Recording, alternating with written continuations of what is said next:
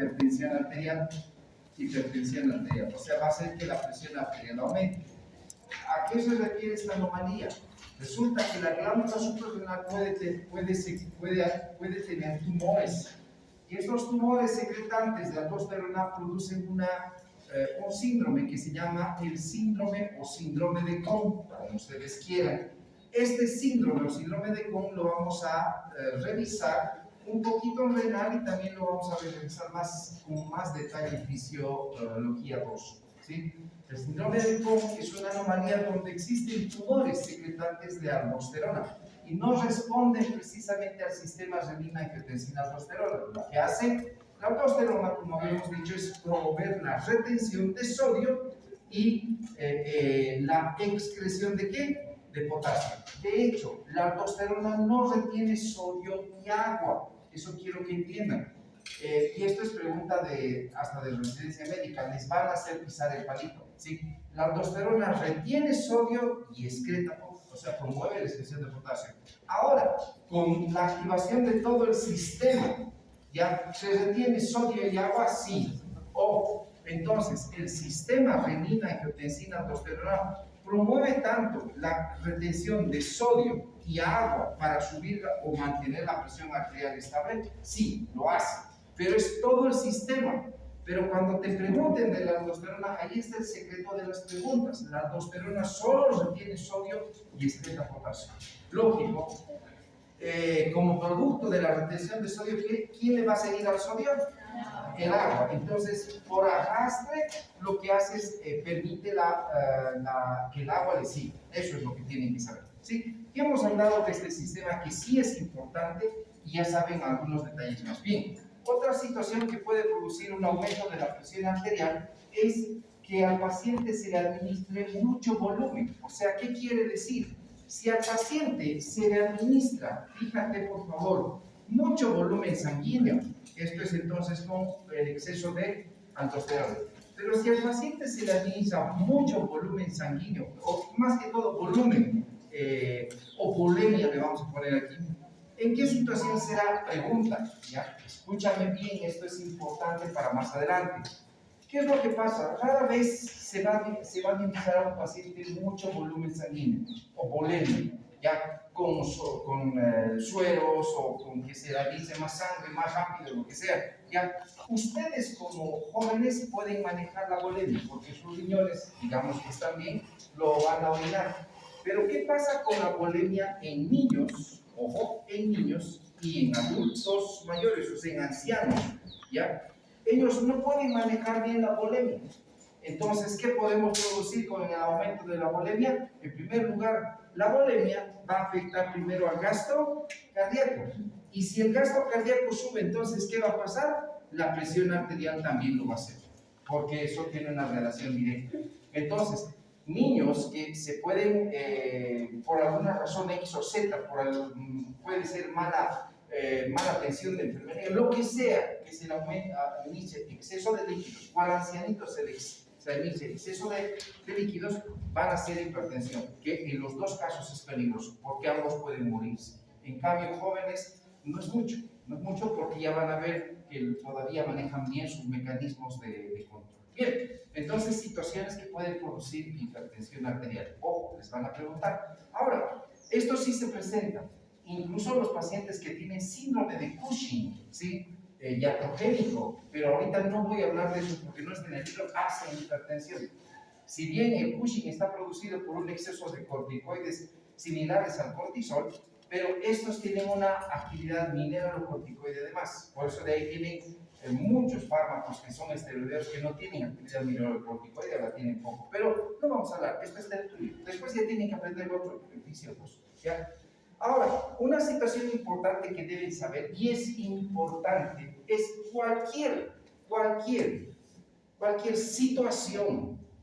situación que promueva un deterioro de la función renal, te lo estoy poniendo así, cualquier deterioro de la función renal, sí o sí va a producir hipertensión arterial.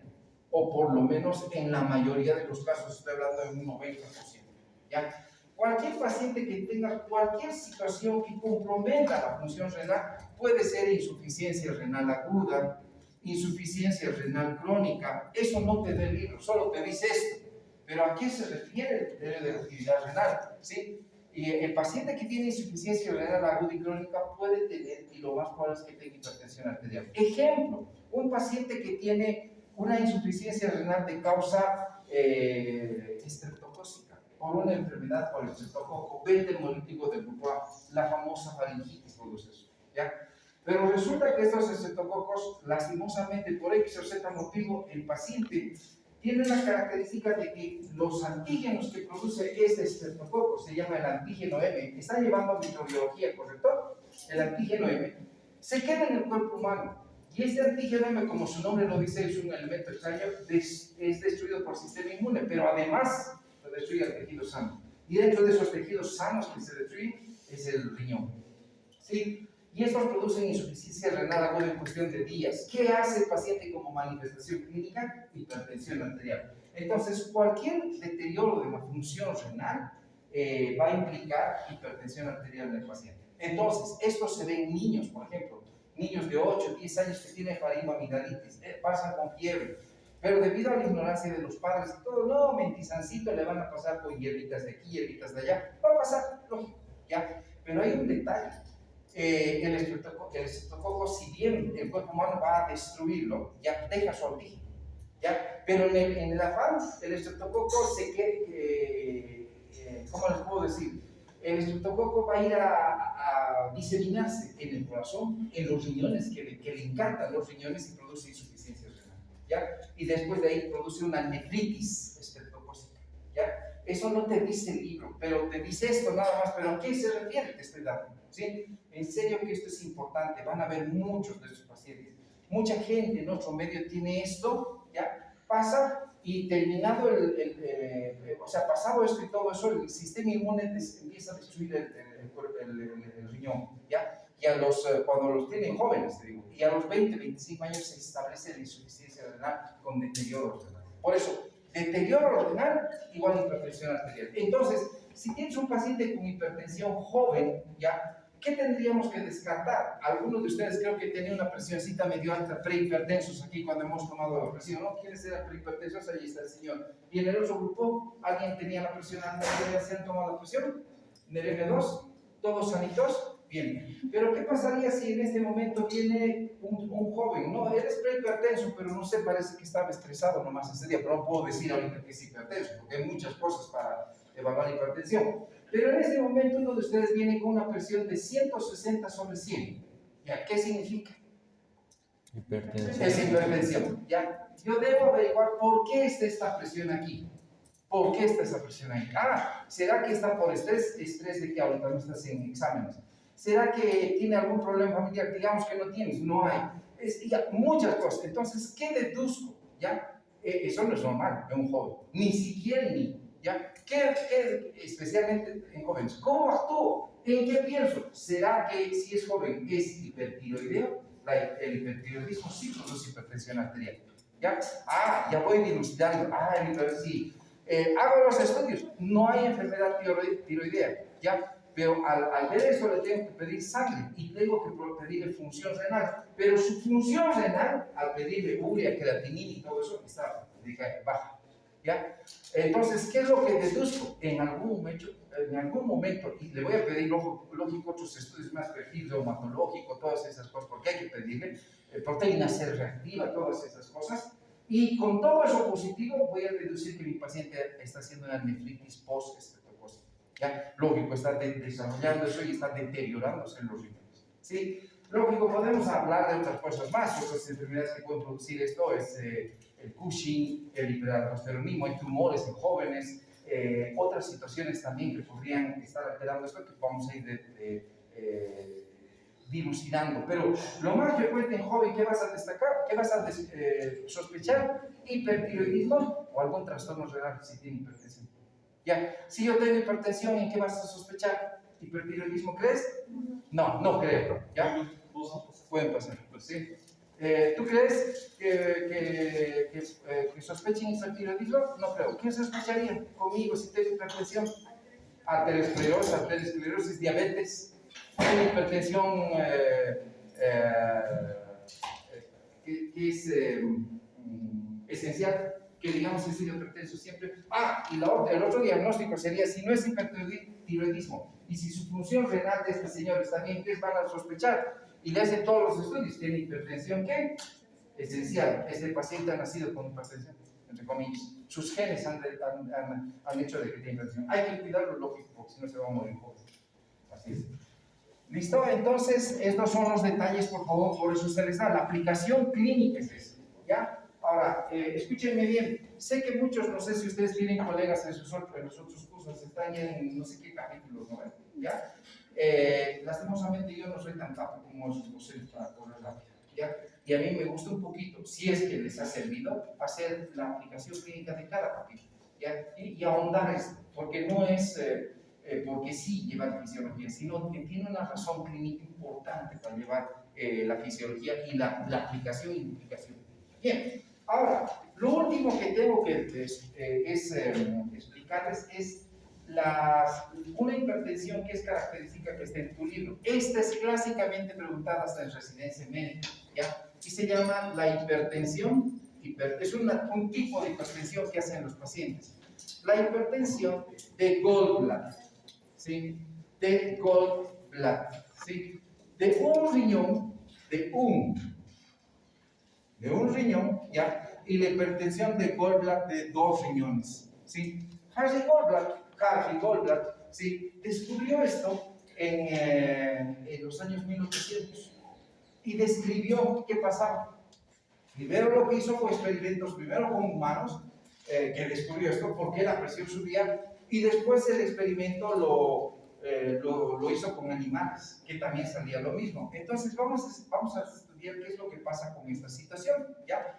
Entonces, este señor Harry Goldblatt, con D, ¿sí?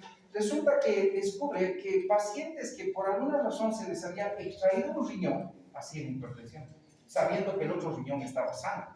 Entonces, no te olvides que esta es la arteria aorta, estas son las dos renales, que son ramas de la aorta, ¿ya? Y aquí están los dos riñones, ¿estamos? Entonces vamos a describir la hipertensión de Goldblatt de un riñón. Ojo, es pregunta de examen. Esta se describe cuando, por ejemplo, el paciente ha sufrido un traumatismo renal. O si no, el paciente debe donar un riñón. Mira, un paciente que debe donar un riñón, un paciente que ha sufrido trauma renal, van a haber muchos traumas renales, riñones totalmente destruidos en accidentes de tránsito y todos estos vasos destruidos, hígado destruido, ¿sí? Y realmente se ve, porque en nuestros países y en todas partes siempre hay trauma, ¿ya? Entonces, digamos, trauma o alguna situación, ¿ya? Que sea generalmente aguda, es esto. No es crónica. Cuidado que crean que sea sus riñones se destruyen hace 5 o 6 semanas. Es uno que es agudo, una situación, o donar, o si no, trauma. Entonces, ¿qué pasa si yo quiero donar un riñón a mi hermano o a algún conocido? Entonces, me extraen un riñón. Bien, entonces, al extraerme el riñón, ¿sí? Lógico, previo estudio, tú ya sabes, me queda el riñón sano. ¿Con un riñón se puede vivir? Sí, se puede vivir y toda tu vida. Conozco pacientes que nunca en su vida habían sabido que no tenían un riñón. Hay una señora que la conozco, no sé si estará viva, desde pequeña le habían ligado el riñón, ¿sí? ¿Saben qué habían hecho? ¿Sí? Y esto en serio que parece que fuera algo chistoso, o quizás muchos de ustedes ni le tomaran en cuenta, ¿no? ¿Ya? Y ese es el kit de toda esta materia. Resulta que estos son los ureteres, ¿correcto? ¿Ya? Y al ladito de los ureteres está discurriendo ¿quién? En los bordes del cuerpo del útero, pues ellos, ¿ya? Entonces, cuando te hacen una cesárea, ¿ya? Se hace un corte más o menos cerca del cuello y del cuerpo, en la parte inferior. Varias veces hecho cesáreas, ¿sí? Entonces, ¿qué es lo que pasa? Como está tan pegadito al borde, a veces esta histerectomía, este corte, se desgarra un poquito más. Ya, listo, no hay problema si se desgarra, pues imagínate, es grande, el feto tiene que salir. Pero, por alguna razón XOZ o en la experiencia del mismo cirujano, ya, agarra el primer punto y lo liga ureteras. ¿Sí? Sí puede. Sí lo liga, accidentalmente. Entonces de ahí viene y me mete la sutura y listo. ¿Sí o no? ¿Ya? Eso te puede pasar a vos. Les puede pasar a tus familiares. ¿Ya? Resulta que han hecho eso, ¿y qué va a pasar? Sin darse cuenta, la paciente va a tener muchos síntomas, signos, etcétera, etcétera, pero un riñón está funcionando. Este riñón, primero quizás se va a hacer una hidronefrosis, que es posible, ¿ya? Pero como a veces los síntomas después de tener niños y todo se pueden mezclar con algunos malestares y todo, pasa. Resulta que esta señora pasó más o menos eso, y después de que yo la he conocido cuando tenía unos 60 años, ¿sí?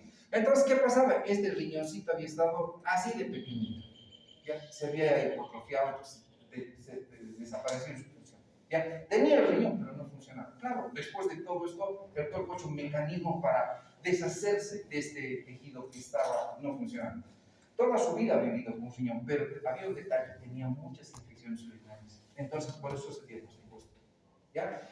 Entonces, todo puede pasar. Entonces, aquí vamos a ir, como les digo, solo a la parte esta de donador. Listo. Dono mi riñón, pero resulta que pasa un detalle. Tú sabes que la circulación es en paralelo, ¿correcto? En lo que es el flujo sanguíneo, en este caso a los órganos. Y aquí son dos órganos en paralelo.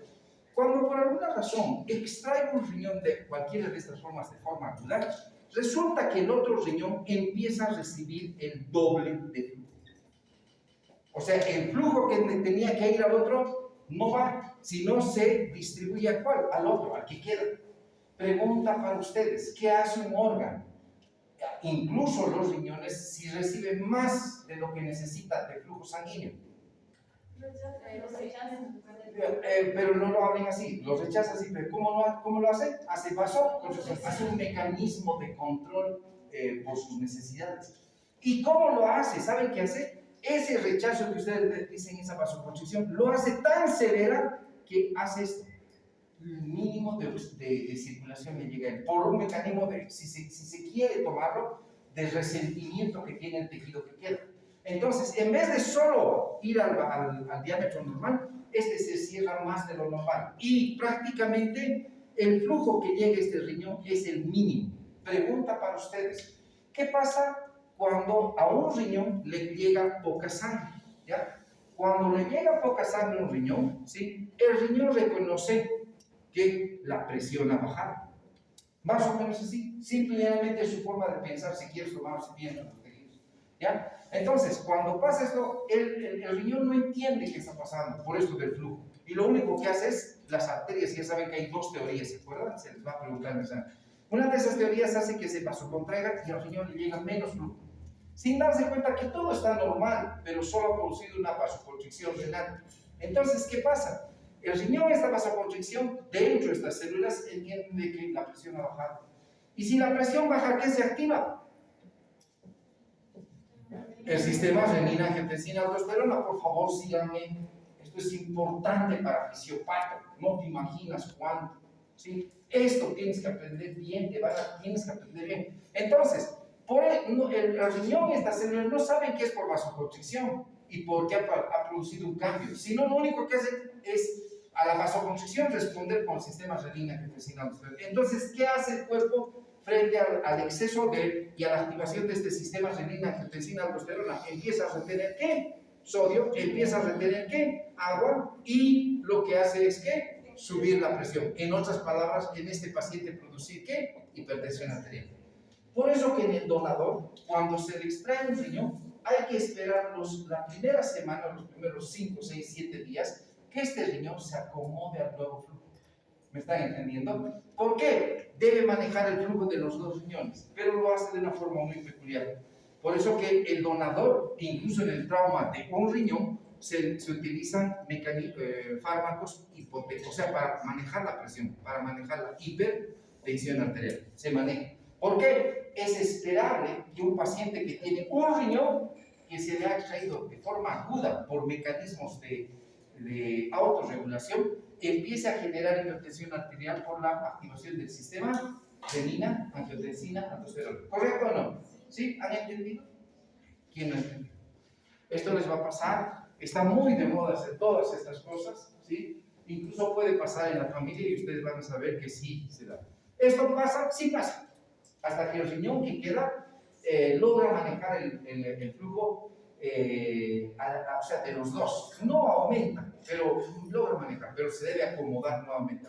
Bien, eso es hipertensión de Goldblatt de un riñón, porque es de un riñón, ¿correcto?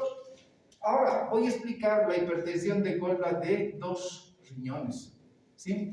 En este caso, en esta hipertensión de Goldblatt de dos riñones, el paciente tiene sus dos riñones. Todo esto se pregunta, les vuelvo a decir, son preguntas clásicas hasta en residencia médica. Vayan analizando porque son situaciones clínicas que se presentan. La del trasplante te la van a hacer, porque siempre se hace, ¿ya? Y esta probablemente, la de un riñón siempre se pregunta, esta probablemente, muy rara vez he visto preguntar, la de un riñón siempre te pregunta. Entonces, resulta que aquí tienes los dos riñones, solo estoy dibujando la circulación sanguínea, no estoy dibujando su, ¿cómo se dice? Su drenaje de orina. Se supone que tiene el drenaje de orina, aquí está, ¿no? A eso no afecta. Después ya vamos a ver esas insuficiencias en fisiopatía, por cálculos renales. Las insuficiencias renales, quiero que sepan que hay insuficiencia prerrenal, ¿ya? Es solo un poquito, estoy yendo a decirles, la insuficiencia renal y la insuficiencia postrenal, ¿sí? Estas tienen que estudiar, y dentro de esas hay muchas causas. ¿Sí? Entonces debe ser prerrenal, por ejemplo, ¿saben cuál sería? La hipovolemia, la hemorragia, produce la insuficiencia, eso es un ejemplo. La renal sería leptocócica, que daña el riñón, o aquí también sería renal, en esta situación de un riñón. Y la posrenal es cuando afecta a los ureteres, infecciones urinarias, vías urinarias y todas esas cosas. Eso es posrenal. Lógico, hay muchas situaciones que tienen que aprender. Bien, no es eso nuestro caso, ahorita no necesitamos y quiero que aprendas esto. Bien, hipertensión de Goldblatt de dos riñones. En la hipertensión de Goldblatt de dos riñones, ¿sí? El paciente tiene los dos riñones, pero en este caso se compromete, mira, se compromete la irrigación de un riñón. La irrigación es vital en el riñón, ¿sí? La irrigación es vital en el riñón. ¿Sí? Si un riñón no se irriga bien, automáticamente entiende de que no hay presión y empieza a activar el sistema renina-angiotensina-aldosterona. Vuelvo a repetirte, ¿te acuerdas que he dibujado esto? Entonces, ¿qué es esto? ¿Qué es lo que había dibujado? Supuestamente lo que es el glomérulo. ¿Sí? Entonces, el glomérulo tiene su arteriol aferente y su sistema yuxtaglomerular. ¿Qué es lo que detecta estas células? ¿Cuánto es la presión con la que entra la sangre al sistema para que se forme orina? La filtración es el primer paso. ¿Qué pasa si aquí la presión baja, como les había dicho? O por alguna razón existe una vasoconstricción, ¿ya? El sistema yuxtaglomerular entiende de que no hay presión, activa el sistema, ¿ya? Eso es lo que tienen que saber. Entonces, ya les he comentado eso. Entonces, ¿sí? ¿Qué es lo que pasa aquí? Resulta que este paciente tiene un tumor. Y este tumor retroperitoneal, ¿qué es lo que hace? Empieza con el tiempo a comprimir la arteria, una de las arterias renales, izquierda o derecha. Al comprimir, ¿qué es lo que pasa con la luz y el flujo? Disminuye. Entonces, el riñón afectado, ¿sí? ¿Qué es lo que hace? Como que entiende que no le está llegando la adecuada cantidad de sangre por falta de presión. ¿Y qué es lo que activa? El sistema renina-angiotensina. Y este sistema hace efecto incluso en el riñón que está sano, ¿ya? Y empieza a producir el paciente, ¿qué? Hipertensión arterial. Así de simple, ¿ya? Ahora, hay una situación, otra, excepcional. Todas estas son excepcionales raras, pero esta sí puede haber. ¿Saben qué tumores de aquí podemos destacar? Los tumores de suprarrenales. Tumores de suprarrenales, ¿sí? Ya van a ver. Ahora, mira, voy a entrar a los riñones. Mira, por favor, atiende. Este es el riñón, ¿correcto? Y solo para que ustedes entiendan la parte didáctica, haz de cuenta que esta es la arteria renal, y la arteria renal tiene, aunque es casi lo real, una arteria que va a ir al polo inferior, otra arteria que va a ir a la parte media y otra parte que va a ir al polo superior. Así lo pondremos. ¿Listo? Ahora, resulta que por alguna razón X o Z, o sea, porque este señor es tan suertudo, lo que es este paciente, ya, que viene y se obstruye por un pequeño coágulo aquí. Se obstruye esta arteria del polo renal. La otra está bien, pero por su mala suerte algo pasa y se obstruye, ¿ya? Entonces, ¿qué pasa? ¿Cuál parte del riñón queda en isquemia? todo lo que es la parte del polvo. Entonces, todos estos glomérulos y todos ellos, ¿ya? Lo que hacen es reconocer que ha pasado algo con el flujo. No hay flujo. Y si no hay flujo, ¿qué es lo que empiezan a activar? El sistema renina-angiotensina-aldosterona. Aunque se activa una parte del riñón, actúa sobre el mismo riñón y sobre el otro riñón. ¿Ya? A esto se llama la isquemia parchada o parcheada de los riñones. La isquemia parcheada. Parchada, así dice el libro, no parchada, o parchada, como tú quieras, por parches del riñón, ¿sí? Produce hipertensión. ¿Sí? O sea, ¿qué quiere decir? Una partecita del riñón, no todo el riñón no es necesario, que sufra de isquemia, activa el sistema renina-angiotensina aldosterona y pues se produce hipertensión arterial. ¿Correcto? Bien, vamos a volver a explicar. Bien, hazte cuenta de que el riñón, aunque sé que es cierto, tiene la arteria renal que ingresa a irrigar el polo superior, la parte media y el polo inferior. ¿Correcto? Bien. Entonces, ¿qué pasa si por alguna razón X o Z este polo superior y esta arteria que está irrigando el polo superior se obstruye por un coágulo? Hasta pueden ser por pequeños tumores dentro del riñón, quistes y esas cosas. ¿Saben qué? Apuesto que si ahorita en este momento ustedes que son unos 40 o pico, les hacemos una ecografía renal, podría descubrir en muchos de ustedes quistes renales. Pequeñitos, pero descubridos. ¿Sí? Mucha gente vive con sus quistes y nace con sus quistes. ¿Ya? Algunos, los quistes son hacia afuera y a otros hacia adentro. ¿Ya? Pero algunos crecen y algunos no, se quedan ahí. Ahora, escúchame bien, esta arteria se obstruye. O digamos, no la obstruiremos totalmente. ¿Qué tal? No seremos tan malos. Lo haremos así, parcialmente. Entonces, al obstruir parcialmente, ¿qué pasa? El flujo sanguíneo a este polo disminuye porque está obstruido, ¿correcto? Como que esa obstrucción hace que llegue menos sangre. Entonces, si llega menos sangre, ¿quién interpretan estos glomérulos? ¿Qué pasa? No hay sangre que le esté llegando. Debe estar pasando algo. Detecta el sistema glomerular y activa el sistema renina-angiotensina-aldosterona. O sea, ¿quiénes lo activan? Solo esta parte de los glomérulos. Pero lastimosamente, estas hormonas y estas sustancias viajan ¿por dónde? Por la sangre, y es inevitable de que hagan efecto en las otras células, ¿sí o no? E incluso en el riñón que queda. ¿Sí? ¿Estamos? Bien, preguntas ahora. ¿Has entendido o no todavía? Bien, ¿alguien más quiere que se le explique? Bien, entonces ahí están estos elementos que quieres aprender, ¿sí? Especialmente la hipertensión de un riñón casi siempre se pregunta es histórico, ¿ya? Porque van a haber pacientes que van a ser sometidos a trasplantes renales o a trauma renal por ¿qué se llama? Por accidentes de tránsito, moto y todas esas cosas. Entonces sí les van a preguntar estas cosas. ¿Preguntas? ¿Nada? Bien, ok. Entonces, creo que... y otra cosa, la coartación aórtica, ¿sí? Sé que esas cosas, aunque no son tan raras, en nuestro medio será. Resulta que muchos de los pacientes nacen, o si no, el paciente tiene coartación aórtica. Vamos a explicar primero la coartación aórtica. La coartación aórtica es cuando la aorta es un vaso sanguíneo pero estrecho. Ejemplo, mira, este vaso normalmente sería de este grosor, por decir, esta luz, ahí está, eso sería lo normal. Entonces esto va, irriga los riñones y chao, ¿correcto o no, jóvenes? ¿Sí? Bien. Pero ¿qué pasa si este niño, porque esto es en niños, nace con una estrechez en la aorta por alguna razón congénita? Lo estoy exagerando, ahí. ¿Qué va a pasar? ¿Sí? Aunque más adelante esté bien, cuando la sangre salga del ventrículo izquierdo, por esta estrechez no va a salir en la cantidad y en la presión que debería salir, ¿sí o no? ¿Sí? Sí. Entonces, ¿qué va a pasar? La sangre que también va a llegar a los tejidos, incluyendo quiénes, los riñones, va a ser poco. Entonces, ¿qué va a desarrollar el paciente? Va a empezar a desarrollar hipertensión por la activación del sistema renina-angiotensina-aldosterona. ¿Correcto?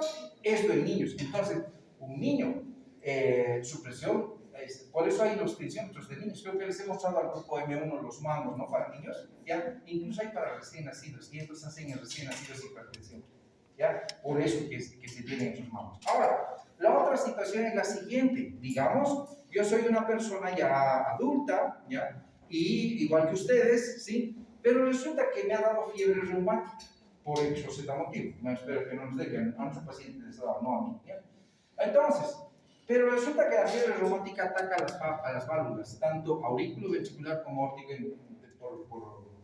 bueno, porque sí, esta es su prevalencia.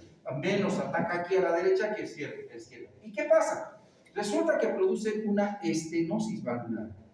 ¿Qué es estenosis? Estrechamiento. Y esto puede pasar en todos, hay mucha gente que tiene esto. Entonces, de la noche a la mañana, la válvula se estrecha. Entonces, cuando sale la sangre del ventrículo izquierdo por una válvula estrecha, ¿qué es lo que pasa? La aorta está bien.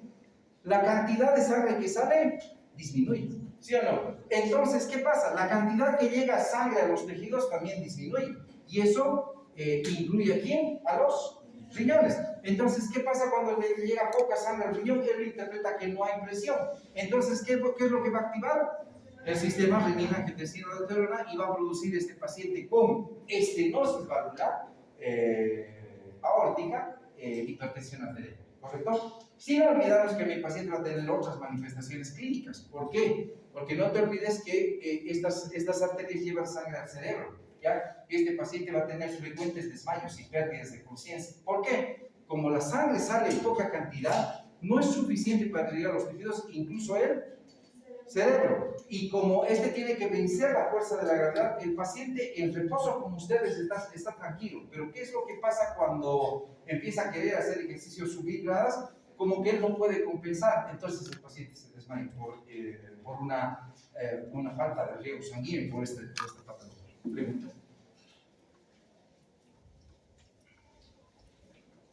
¿Preguntas? Preguntas. Todo esto se les va a preguntar. Está en tu libro. ¿Fiebre reumática qué válvulas? ¿Auriculoventricular y qué más? La auriculoventricular izquierda con más frecuencia daña y la otra con más frecuencia. Pero no quiere decir que no dañe las otras válvulas, no puede dañar las cuatro. Bien. ¿Qué más? Otras causas de hipertensión te dice el esencial, no se sabe de qué, pero los pacientes tienen hipertensión y uno de ellos, por ejemplo, yo conozco es mi hermano, desde sus 18 años tenía hipertensión, ¿sí? Pero ¿cómo son estos pacientes hipertensos? Que son jóvenes, ¿ya? Mi hermano desde sus 18 años, bueno, antes, desde chiquito es una persona súper ansiosa, no sabe manejar el estrés, sus manos le sudaban y le sudan hasta ahora, ¿ya? Y es como si le hubiese echado agua a sus manos. Pero cuando está en una situación tranquila, todo bien, pero se estresa y empieza a sudar sus manos, empieza a ponerse nervioso, empieza a que le duele su cabeza. Entonces, todos esos elementos empeoran la situación. Y hasta ahora que ya tiene unos 40 años o más, pues sigue siendo igual, no sabe manejar el estrés. Gente que no sabe manejar el estrés, estresado y todo, a la larga van a terminar haciendo hipertensión. Por eso que es muy importante que ustedes jóvenes manejen el estrés, ¿ya? Sé que es difícil, a mí me van a decir, pero imagínate, tú ahorita no tienes ninguna obligación, ¿o sí? ¿Quién trabaja aquí? Nadie. ¿Todos son vividores o no? Manteros. Claro, ¿los mantienen o no? Mantenidos, ¿no?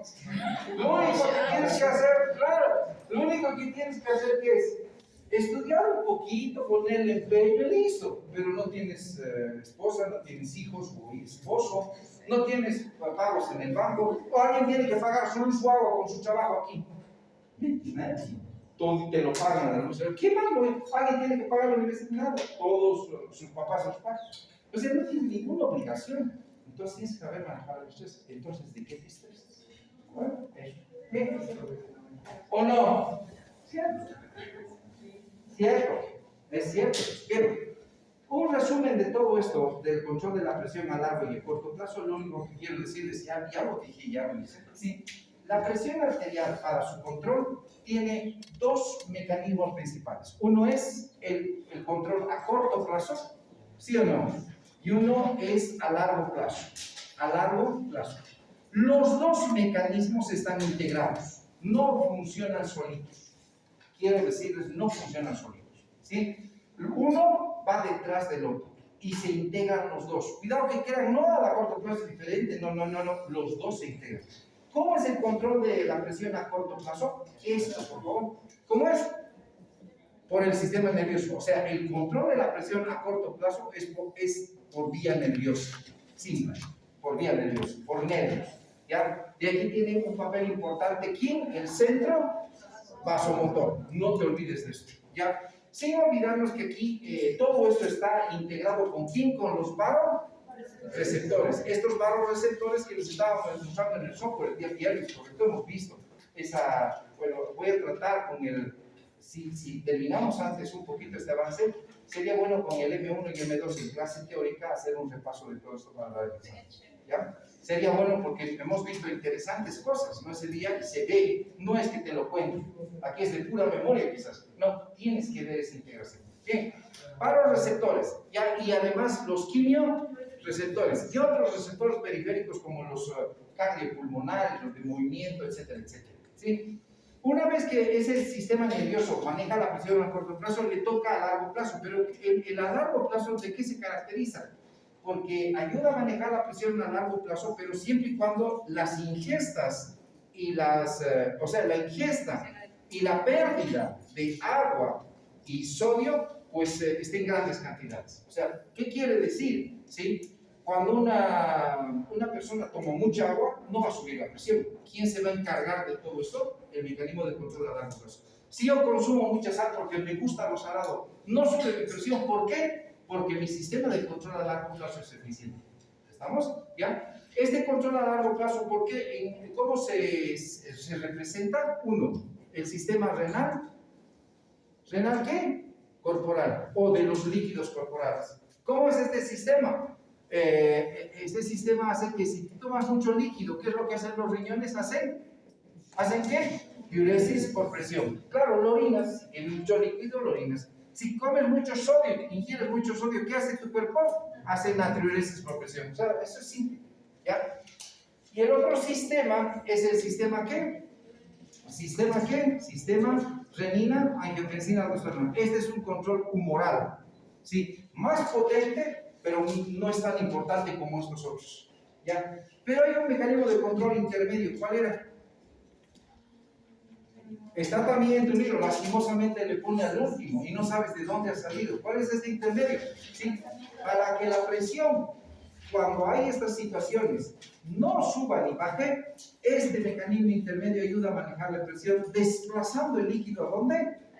Al intersticio. Listo, ya está. Y el mecanismo está completo. ¿Sí? ¿Qué pasa en el hipertenso? Antes. El mecanismo de control de la presión arterial, después de estos, que también son mecanismos, está regulado por un mecanismo de retroalimentación ¿qué? Negativo. ¿Qué significa negativo? ¿Ya? Que si sube, automáticamente hay mecanismos que lo van a bajar al punto exacto. Y si baja, hay mecanismos que lo van a subir al punto exacto. Eso se llama de retroalimentación de ganancia. ¿Cómo no queda nada ni de la anterior semana? Infinito. ¿Sí? En serio, fuera de broma, les vuelvo a decir, pónganle pasión, corazón a lo que están haciendo. ¿Sí? Y esto, lo que estás aprendiendo, te vas a acordar del doctor Salvatierra. Sí, me ha dicho, aunque de rabia vas a acordarte, no importa. Yo sé que no soy pancito dulce para nada. ¿Sí? Aunque de rabia, había tenido razón las veces. Hasta quinto año te vas a acordar de mí. Y te lo aseguro. Y te puedo apostar siempre. Bien, entonces ahí está. ¿Alguna pregunta?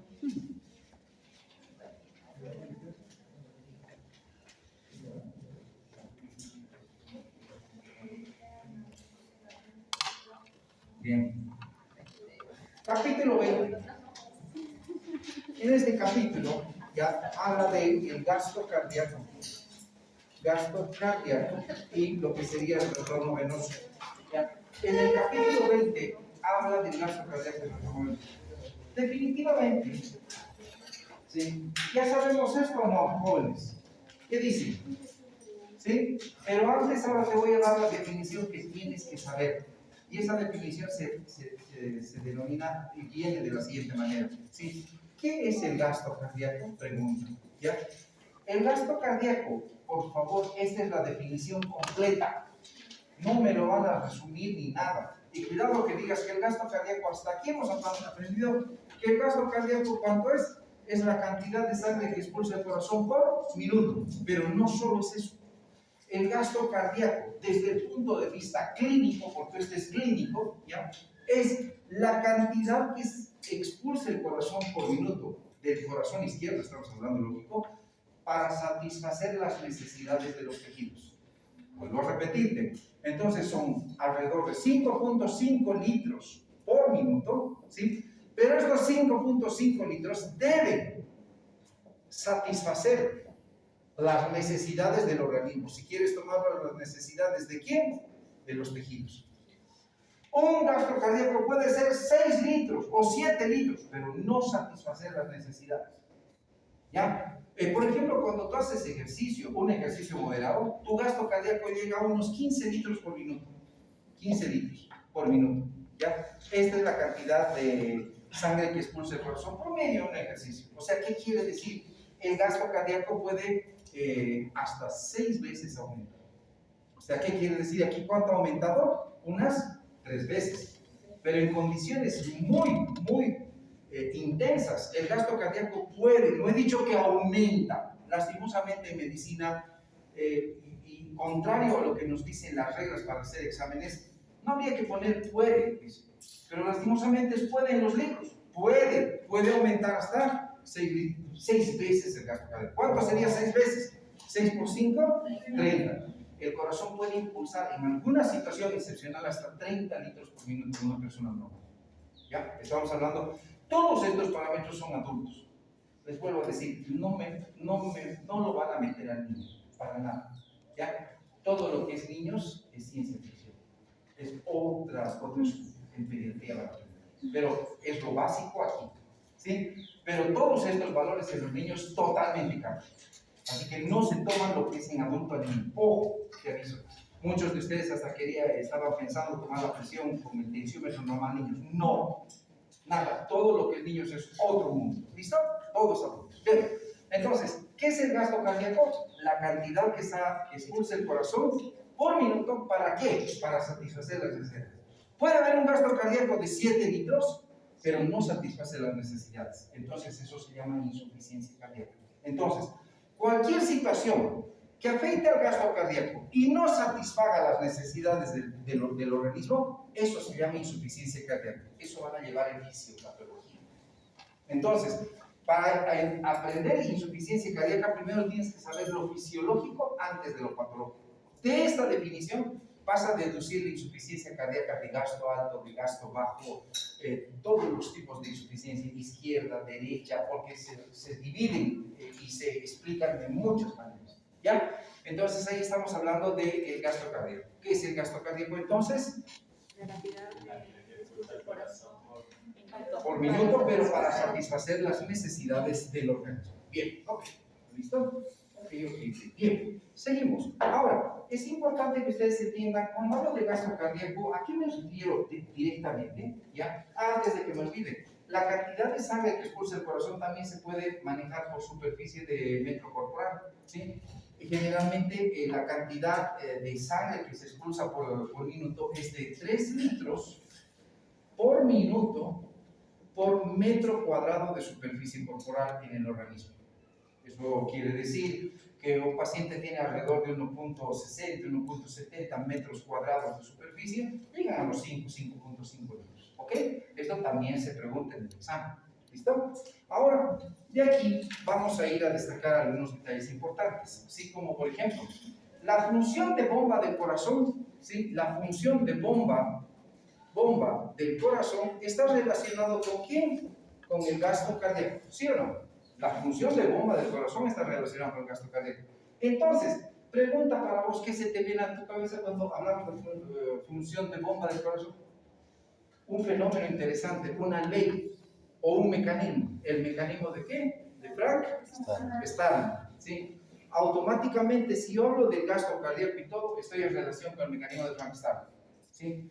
¿Y qué dice el mecanismo de Frank Starling? El mecanismo de Frank Starling prácticamente garantiza que todo lo que llega al corazón sea eficientemente expulsado del corazón. En otras palabras, el mecanismo de Frank Starling garantiza el bombeo cardíaco. Garantiza el bombeo cardíaco, ¿sí? Y garantiza que en una situación estable, ojo que estoy hablando estable, donde la presión arterial es estable, no cambia, el retorno venoso, le voy a poner con el color respectivo, el retorno venoso tenga que ser igual al gasto cardíaco. Eso es lo que garantiza en condiciones estables donde la presión arterial no cambia. No cambia, ¿sí? No te olvides a qué me refiero cuando la presión arterial no cambia en reposo. ¿Qué pasa cuando hacemos ejercicio? Pregunta para ustedes, la presión sube, y si sube, estos valores cambian, ¿correcto? E incluso pueden ser un poquito diferentes, como hemos visto en el examen que hemos dado el día viernes con el M1, ¿ya? Entonces pueden ser diferentes. Entonces, ¿sí? En condiciones estables, la presión, el mecanismo de Frank garantiza el bombeo cardíaco. ¿Qué es lo que garantiza como bombeo cardíaco? Que el retorno venoso sea igual al gasto cardíaco cuando la presión arterial es estable. Ahora, ¿qué dice el mecanismo de Frank-Starling? Dice, a más distensión de la fibra muscular cardíaca, entonces habrá mayor fuerza de contracción, ¿ya? Entonces son elementos que debes entender. Bien, ahora, eso estamos hablando del gasto cardíaco. ¿Qué más? Preguntas hasta ahí. Voy a ver qué es lo que no. No te olvides que el corazón debe ser fuerza, todos esos elementos importantes. Ahora, un elemento que ahora sí debes conocer, si ya conoces, si te has acordado de esto.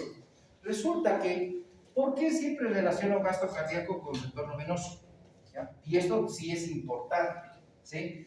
¿Por qué? Porque si aquí tengo el corazón, el retorno venoso, la primera cavidad del corazón que recibe la sangre es la aurícula derecha. ¿Ya? La aurícula derecha es la que va a recibir el retorno venoso, sí o sí. Si por alguna razón aumentase el retorno venoso, ¿qué va a pasar con la aurícula derecha? Antes, la aurícula derecha se va a distender.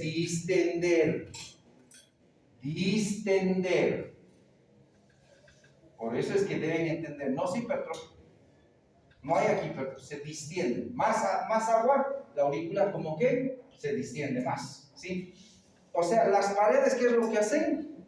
Si quieres tomarlo, ¿qué? Se estiran por mecanismo Frank-Starling, ¿sí o no? Ojo que estamos hablando dentro de lo normal. No me metas aquí a la patología. Ni pienses en patología. De aquí vas a deducir la patología. Entonces, cuando la aurícula derecha, la aurícula derecha, vuelvo a decir, la aurícula derecha se distiende porque aumenta el retorno venoso. ¿Por qué puede aumentar el retorno venoso? Alguien puede decir. Examen del día viernes de los del M1. La resistencia aumenta. ¿Qué? Ya, pero no es periférica. En este caso, la venoconstricción, o como él dice, el aumento de la presión hidrostática dentro de las venas, ¿ya? O la vasoconstricción venosa, ¿sí? Muchos no le damos interés a la vena, creemos que las venas son solo menos importantes. Todos estos fenómenos se integran y son importantes. Entonces, cuando hay venoconstricción, cuando hay un efecto simpático muy fuerte, además de afectar a las arterias, también afectan a las venas. ¿Y las venas qué es lo que hacen? Se vasocontraen. Al vasocontraerse, entonces, estas venas, ¿qué es lo que hacen? Como son reservorios de sangre, es como si se exprimieran. Entonces, si se exprimen, el retorno venoso aumenta a la aurícula derecha. ¿Ya? Entonces, ¿qué pasa cuando la cantidad de sangre llega un poquito de más a la aurícula derecha? Más de lo normal. La aurícula derecha, ¿qué es lo que hace? Se distiende. Ese estiramiento tiene dos efectos. Pregunta de examen. Uno, un aumento en la actividad del nodo sinusal. ¿Ya? Entonces, ¿qué pasa cuando el nodo sinusal, por ese extra de volumen, que no es mucho, es poquito, pero igual se estira? ¿Qué es lo que hace? También al nodo sinusal lo distiende. ¿Qué es el nodo sinusal? El grupo de células que está donde? En la aurícula derecha.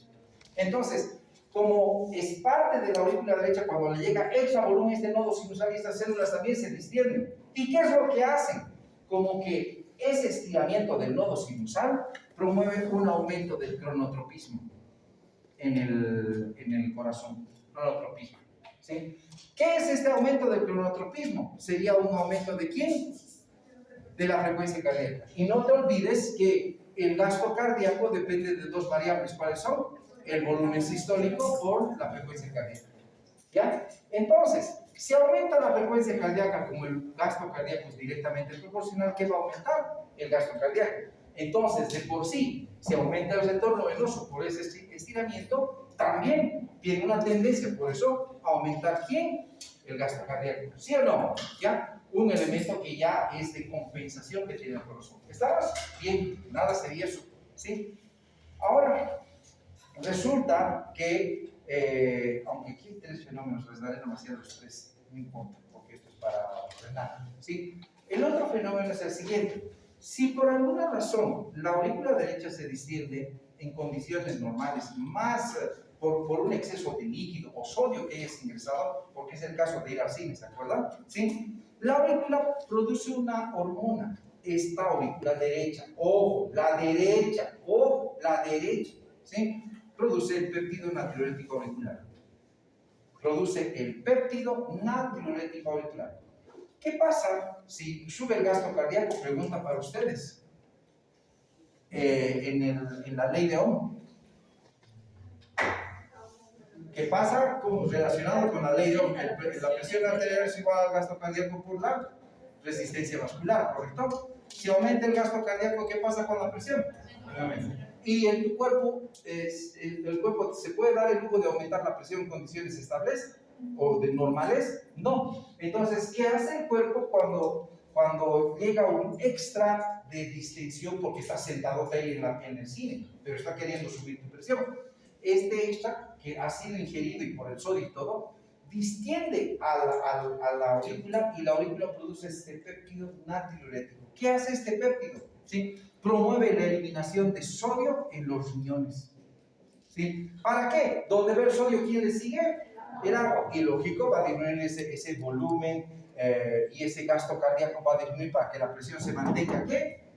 Estable. ¿Sí? Esto no está en tu libro en este punto, si no me equivoco, pero ya tienes que tomar en cuenta. Finalmente, ya, resulta que un tercer fenómeno, les había dicho dos, pero les estoy dando tres porque lastimosamente se integran y están en los libros, ¿ya? Y está el fisiopata, especialmente, por eso se me viene a la cabeza y es fisiopata, ¿no? Pero esto no es fisio, ¿ya? El otro y el tercer fenómeno que se produce cuando se distiende la aurícula derecha, se produce un reflejo que se llama, es un reflejo nervioso, por si acaso. Eso quiere decir, si es reflejo nervioso, ¿por dónde viajar? Por nervios. Y este reflejo nervioso se llama reflejo de Bainbridge, o como quieran ustedes pronunciar. El reflejo de Bainbridge, o Bainbridge, quieres tomar. ¿Qué es este reflejo de Bainbridge? ¿Sí?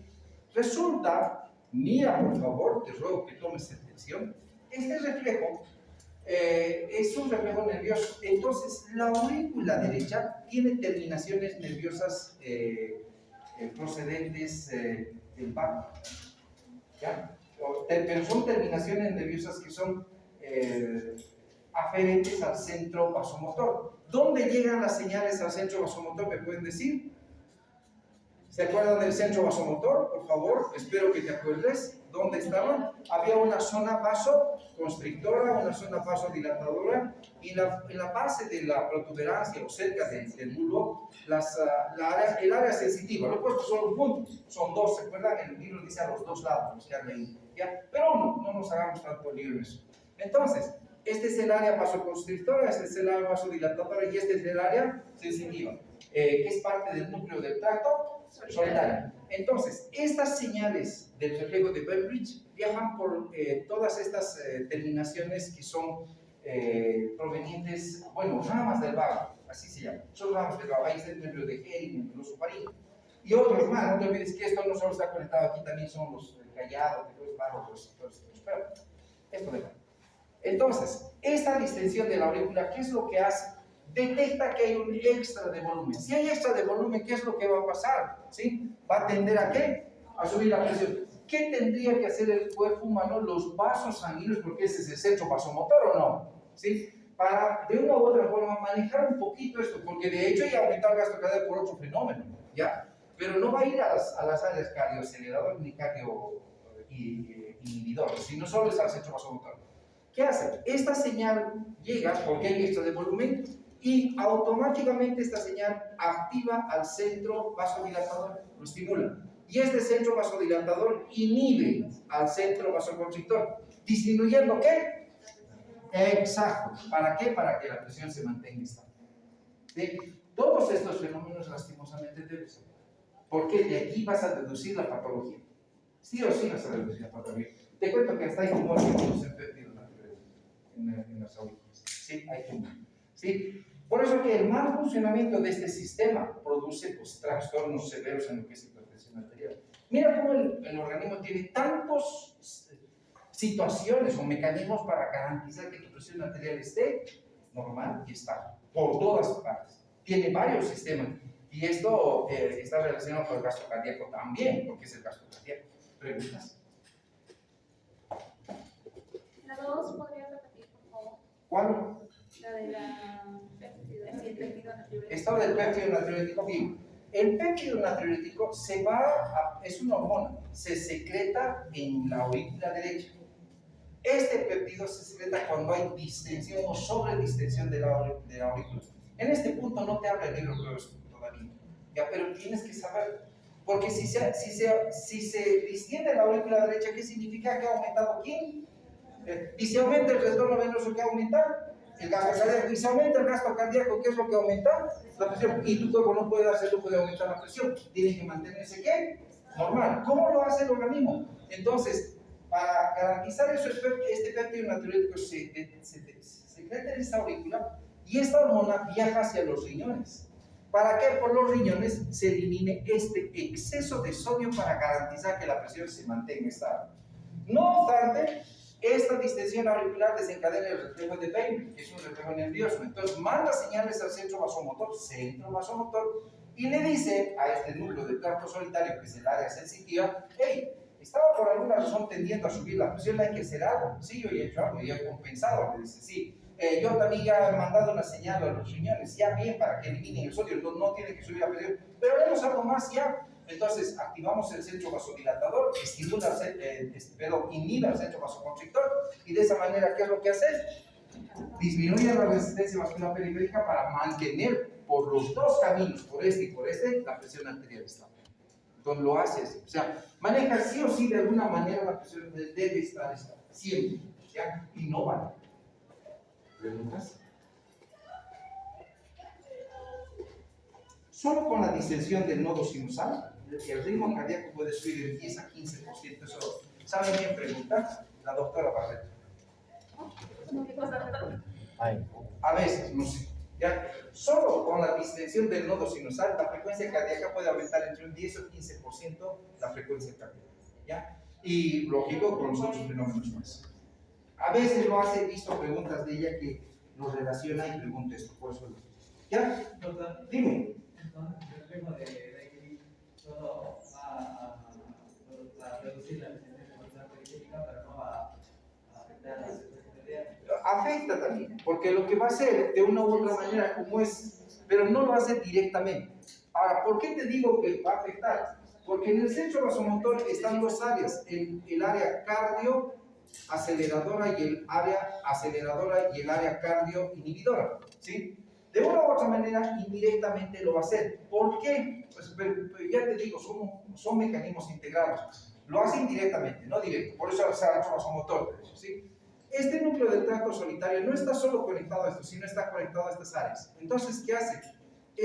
Un poquito afecta al área cardioinhibidora y le dice al corazón, baja la frecuencia. ¿Para qué? Para que el gasto cardíaco también baje, ¿correcto? ¿Por qué? Porque ya se ha iniciado la eliminación de sodio, ya me he encargado de que se elimine sodio, ¿me estás entendiendo? Y ya me estoy encargando de bajar, ¿qué? La resistencia para que la presión no suba. No sé si me entiendes, es un mecanismo así, es un resultado de, por eso que es difícil de entender, ¿no? El libro sí te explica eso, sí te dice un poquito, pero no te lo da de esa manera, ¿sí? Entonces, mira lo que hace primero, ¿ya? Pero ya no tiene que subir ni bajar la presión. Entonces, ¿qué pasa? Este reflejo de Van también tiene algo que ver con las áreas cardioaceleradoras inhibidoras. No va a acelerar más al corazón, ¿por qué? El gasto cardíaco va a subir más y va a subir más la presión, ¿o no? ¿Qué tiene que pasar? La presión tiene que bajar o estabilizarse, o no subir. Entonces, ¿qué hace? Ya estamos eliminando, aquí está, ya estoy orinando. Y donde ve el sodio va el agua, ya está bajando. Entonces, ¿qué hay que hacer? Baja la frecuencia, ya no necesito gasto cardíaco alto y la presión se va a mantener estable. ¿Listo? Sí pasa. ¿Ya? Sí pasa. Tienes razón. ¿Preguntas?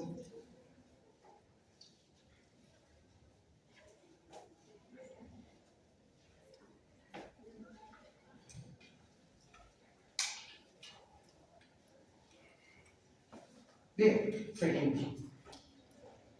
Seguimos. ¿Qué más tenemos que hablar? Prácticamente ese es gasto cardíaco. Ahora, ¿qué puede afectar al gasto cardíaco? ¿Sí? Y lógico, ya he hablado todo lo que es leído en mi todo. ¿Ya? Ahora, ¿qué puede afectar al gasto cardíaco? Ya les he dicho que el gasto cardíaco es la cantidad de sangre que expulsa el corazón para satisfacer las necesidades. Ahora, el gasto cardíaco, ¿en qué situaciones podría aumentar? Porque estamos hablando del gasto cardíaco, ¿correcto? ¿En qué situaciones podría aumentar? Primero, ¿sí? Puede aumentar cuando hay un exceso de descarga simpática. Esto sí se pregunta en el examen, se juega con todo esto en inciso, ¿ya? Entonces, cuando hay una descarga simpática, ¿sí? ¿Qué es lo que va a pasar? Se va a producir un aumento del gasto cardíaco. No sé por qué el libro le pone, ¿ya? Para mí es redundante, no lo veo necesario, ¿sí? Cuando disminuye la descarga parasimpática. Lógico, sí, se supone, ¿no? ¿Ya? Pero bueno, no sé si pues, es bueno ponerlo, pero si este se activa, este se viene a activar, ¿no? Y de esa manera, pues definitivamente son elementos importantes, ¿ya? Otro, ¿cuándo va a aumentar el gasto cardíaco?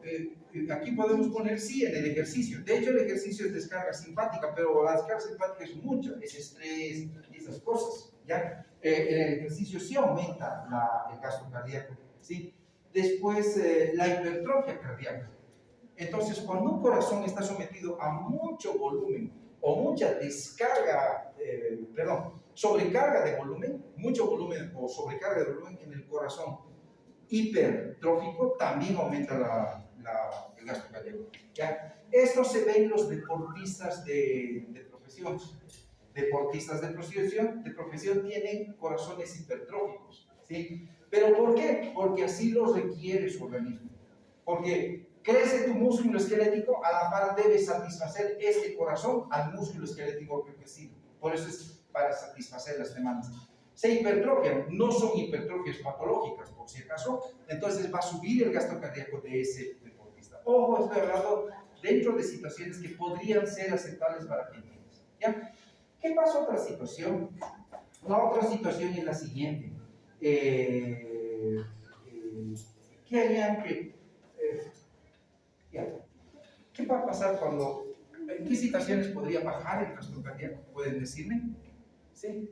¿Alguien, por favor? ¿Ya? ¿Qué? Ya podría ser, pero lo pondremos desde el punto de vista fisiológico, la vejez, pero aunque lo dejaremos así, vejez. Está bien, tiene buena, pero hay un detalle ahora, lastimosamente, el hilo lo mezcla lo fisiológico con el patológico. Y aquí viene, ya, el infarto agudo del miocardio. Yo no sé por qué el hilo no es ordenado. Parece sistema Android, porque el sistema iOS es diferente. Entonces, o no, ¿quién es del iOS y es de Android? ¿No? O no sé, alguien me dice que es mejor uno o el otro día, no sé, pero todo un desorden. ¿Ya? Lo mezcla lo fisiológico con lo patológico, ya lastimosamente es así. Infarto agudo de miocardio, ¿ya? Sí baja, ¿por qué? Porque el corazón que no está bien irrigado, ¿qué es lo que hace? No tiene fuerza para contraerse, va a bajar el gasto cardíaco, ¿ya? ¿Cuándo baja el gasto cardíaco? En valvulopatías. Una valvulopatía, por ejemplo, las estenosis, las insuficiencias valvulares, especialmente valvulopatía del lado izquierdo, ¿sí? Va a producir una disminución del gasto cardíaco. Es el ejemplo de la estenosis aórtica. ¿Qué pasa con el gasto cardíaco cuando la válvula es estrecha? Va a disminuir, ¿sí? Entonces, una valvulopatía. Las arritmias, esto sí tienes que saber, por favor, las arritmias. El corazón de una persona normal máximo puede soportar un gasto cardíaco normal con un volumen sistólico y la frecuencia cardíaca, y estoy poniendo esto tienes que aprender bien para arritmias, ¿ya? ¿Sí? Máximo la frecuencia cardíaca de una persona normal, en un máximo, un deportista o lo que sea, quizás va a llegar a unos 140 sin comprometer el gasto cardíaco. Sin comprometer. ¿Qué pasa? Si la frecuencia cardíaca excede los 140, compromete el volumen sistólico. Al comprometer el volumen sistólico, por más de que esto suba, el gasto cardíaco se va a caer. Esta es una insuficiencia cardíaca que sí pasa en la salud, por un aumento de la frecuencia cardíaca. La arritmia, ¿sí? Es una frecuencia cardíaca muy alta, donde el corazón no tiene tiempo para llenarse, porque es tan poquita la diástole, ¿ya? ¿Y qué es lo que pasa? Al no tener tiempo para llenarse, ¿qué pasa con el volumen sistólico? Cae. Al caer, cae con él el gasto cardíaco y no va a depender directamente de la frecuencia cardíaca. Ojo, que esto es importante en fisiopatología. ¿Ya? Entonces, la arritmia. Y cualquier arritmia, aquí estoy hablando de una taquiarritmia. Pero ¿qué pasa con una bradiarritmia? Cuando el corazón es un ritmo. Lo contrario, de hecho, en la bradiarritmia, tan baja es la frecuencia cardíaca, el volumen sistólico no lo va a alterar. Puede seguirse llenando el corazón bien, tiene mucho tiempo para llenarse. Pero tan baja es la frecuencia cardíaca que sí afecta al gasto cardíaco y se cae. También se cae. ¿Ya? Entonces son elementos importantes que se deben tomar en la parte fisiopatológica. ¿Ya? O sea, fisiología y fisiopatología. Bien, seguimos. ¿Sí? Ahora, hay situaciones donde el gasto cardíaco puede estar alto, pero no satisfacer las necesidades de los tejidos. Vuelvo a repetir. Estas son situaciones que creo que ya me has entendido, ¿correcto? ¿Sí? Y esto es fácil de darse cuenta. Pero ¿qué pasa en una situación donde, escúchame bien, mira, el gasto cardíaco es alto, ¿ya? Pero no es capaz de satisfacer, no satisface las necesidades de los tejidos. O sea, ¿será que hay un corazón que expulsa más sangre de lo normal, pero aún así no sirve para satisfacer las necesidades del organismo? Sí. ¿Ya? Y una de ellas que ya hemos hablado con ustedes se llama, el beriberi. ¿Qué es el beriberi? ¿Cómo decirlo, por favor? Ya. El beriberi se produce por una deficiencia de una de las vitaminas B. ¿Cuál era la B? Ya. Ahora, esto es bien controversial. En los libros de bioquímica te dicen la tiamina, ¿correcto? ¿Ya? Pero dicen que no hay una deficiencia solito de eso. Entonces, aquí te podría decir ampliamente que es una deficiencia del complejo B. ¿Sí? Pero principalmente cuando te digan de tiamina. ¿Sí? ¿Qué hace la tiamina? ¿Alguien me puede decir? Es pregunta de resistencia médica. En serio, te van a preguntar esto. ¿Qué función tiene la tiamina? ¿Cómo actúa? ¿Bioquímica ha llevado esto, sí o no? Claro, entonces son campos, tienen que saber explicar. Porque de nada sirve de que no vengas a la universidad a no aprender nada o creas que es lo que el viento se llevó, ¿no? La tiamina es un cofactor de la fosforilación. Exacto, cofactor de la fosforilación. Y en la fosforilación oxidativa, ¿qué se produce? Así en resumen, no vamos a ir a detalles. ¿Se produce qué? ATP. El ATP en el músculo liso, ¿para qué sirve? Para la contracción. Como no hay ATP, no hay contracción y el músculo liso de los vasos se dilatan y no pueden contraerse. Entonces, ¿qué pasa? Todos los tejidos están dilatados, es como si tú hubieras abierto todos los grifos de tu casa y abajo y tu ducha está arriba. ¿Qué va a pasar? Sí, haz de cuenta que el agua va se evapa nada más. Abajo hay mucha agua, ¿sí o no? Fuerte. Vas al segundo piso, hay menos, y lo abriría todos los ríos de agua. ¿Llegará agua al último piso? Pues no creo, es lo mismo. ¿Ya? Todos los grifos están abiertos, todo está vasodilatado. ¿Y qué hace el corazón? Hace una insuficiencia cardíaca de gasto alto. Acordate de esto, te voy a decir. El doctor Díaz y los otros que te van a tocar no son malos, pero no te van a explicar esto. Te van a meter sin anestesia todo el conocimiento de otra forma. Sé por qué te digo. ¿Sí? Bien. Sí, te estoy haciendo un favor al darte esto. Te vas a acordar de tus cosas, de amadas, desgraciado. Me han dicho, y debería haberme acordado. ¿Sabes? Y eso te va a preguntar, doctor. Bien. ¿Qué pasa aquí? Resulta que en el beriberi existe todo esto que ya no voy a repetir, y lógico, produce una vasodilatación general, ya no es un tejido. ¿Te acuerdas cómo es el flujo sanguíneo en todo el cuerpo humano? Es redistribuido. Algunas partes está vaso contraído, pero mientras tanto los otros están vasodilatadas, y es así, depende de la función, ¿correcto o no? ¿Sí? Pero ¿qué pasa si todos los vasos se vasodilatan? Ya no hay aquí que una partecita en el todito se abre, como los grifos de tu casa. No va a haber presión. Todo está abierto. Entonces, ¿qué hace? El corazón tiene que satisfacer las necesidades, garantizar que llegue sangre a todos. Y hace el mejor esfuerzo. Y ese mejor esfuerzo es que suba su gasto cardíaco. Pero este paciente que como está todo vasodilatado, no hay presión, está sufriendo de hipoxia, porque en el beriberi se sufre de hipoxia por esa misma vasodilatación, ¿sí? Se produce una insuficiencia cardíaca del gasto alto. ¿A qué se refiere? El corazón hace un gasto cardíaco súper alto, pero aunque lo haga, no satisface las necesidades del organismo. Y cuando no satisface el gasto cardíaco, las necesidades del organismo, ¿qué se llama? Insuficiencia cardíaca. Listo, ya está, hace una insuficiencia de gasto alto.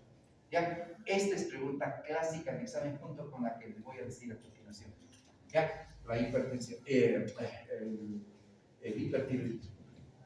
En el hipertiroidismo ya también se produce una insuficiencia de gasto alto. ¿Ya? Insuficiencia cardíaca donde el corazón sube su gasto cardíaco, pero ni aunque suba, no satisface las necesidades del organismo. Pregunta para ustedes, ¿qué es el hipertiroidismo? ¿Conocen algún hipertiroideo? ¿O alguien es aquí hipertiroideo? Son amigos. Bien. ¿Alguien conoce algún hipertiroideo? Tampoco. Bien. Es frecuente. Aunque no me crean, la gente a veces no te dice. Pero hay mucha gente, desde hipotiroideos hasta ahí. Las mujeres son generalmente conocidas como el año pasado, en la pandemia, en los cursos que hemos estado haciendo en las prácticas, en cada curso hay uno o dos tipos de mujeres. ¿Ya? Y hay uno o dos hiper en todo lo que son los cursos que hay en el semestre, que los encontramos. Bien, hipertiroidismo. ¿Qué hacen las hormonas tiroideas, la T3 y la T4? ¿Ya? La T3 especialmente, aunque pues las dos tienen un efecto, pero la más importante es la T3. ¿Ya? Estas aumentan el metabolismo en los tejidos. ¿Qué significa aumentar el metabolismo en los tejidos? ¿Alguien me puede decir? Aumentan las necesidades de oxígeno. O sea, en todos, es lo mismo. Es como si todos quisieran ducharse al mismo tiempo en tu casa, todos quisieran lavar, todos quisieran hacer todo a uno. Entonces todos los grifos están, ¿qué? Abiertos. Lo mismo. Entonces todos los tejidos quieren en uno hacer todo, porque han aumentado sus necesidades.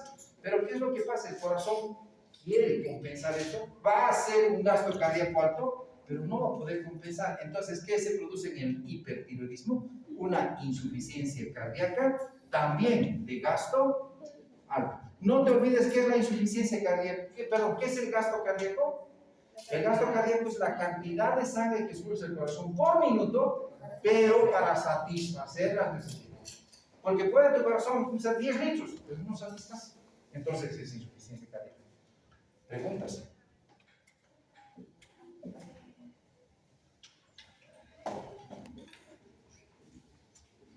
Bien, otra situación que podríamos destacar es la anemia y la fístula arteriovenosa.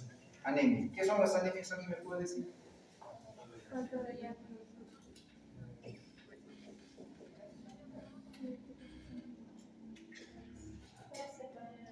Lo que tienen que aprender bien es saber qué son anemias. Sudamérica es un país de anemias. Hasta apuesto si alguno de ustedes hago estudios, alguien tiene anemia. Y está en el PIB. ¿Sí? Y los varones también algunos. A menos que después de aburrimiento, lo que sospecho que se duermen en clases también. ¿Sí?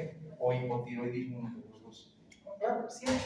¿Ya? Es ilógico que un joven, ¿no? Que esté incluso en lo que le gusta, que dice que le apasiona por su medicina, se tenga que dormir.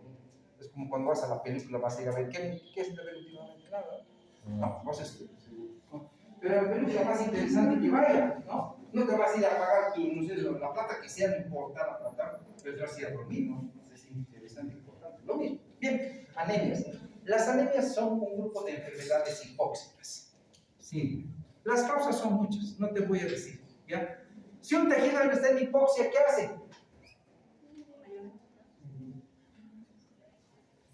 Vasodilatación. Entonces las anemias también se traducen en una vasodilatación generalizada. Ya sea que la sangre no puede llevar el oxígeno, no hay hemoglobina, no sé tantas, pero no hay glóbulos, o lo que sea. Los tejidos todo el tiempo están con déficit de oxígeno, porque no hay sangre que les lleve los glóbulos rojos. Entonces, ese déficit de oxígeno, ya sabes, los mecanismos de autorregulación, ¿qué hacen? Vasodilatación. Y no es solo uno, es todos. Entonces, en la anemia, ¿qué pasa con el paciente que tiene anemia severa? Puede ser una insuficiencia cardíaca de gasto alto. Listo. Esa es la complicación del paciente con anemia en casos severos. Aunque yo he visto pacientes con anemia de 4 de hemoglobina, Y solo están válidos y caminando ahí. No, pues, y en los libros de los yanquis dice 4 y es incompatible con la vida. Dice. Yo lo he visto, también es que dicen son. Cristo la arteria venosa. No crean lo que dicen los libros todos. Eso sí, me dirán, pero doctor, no creas. Como te digo, los libros dicen ya que dicen, no, 4 incompatible con la vida, todo visto, con 4, 3, 8 creo que era, y ha venido caminando por la vida. Nos hemos equivocado, le he dicho, ¿sí? 8 lo vamos a hacer, pedimos 8 lo vamos a hacer, igualito a salir, no nos habíamos equivocado. ¿Sí? Otros te dicen, ¿saben qué? Nunca sale un producto por vía vaginal que tenga más de 4,5 kilos. Así los libros. Yo he tenido un niño de 5 kilos con 200 vaginal sin desgarro, sin nada. ¿No? ¿En serio? O sea, ya estaba listo para ir al quinto, no sé si. Ni siquiera, ¿sí o no? ¿Estamos? ¿Qué?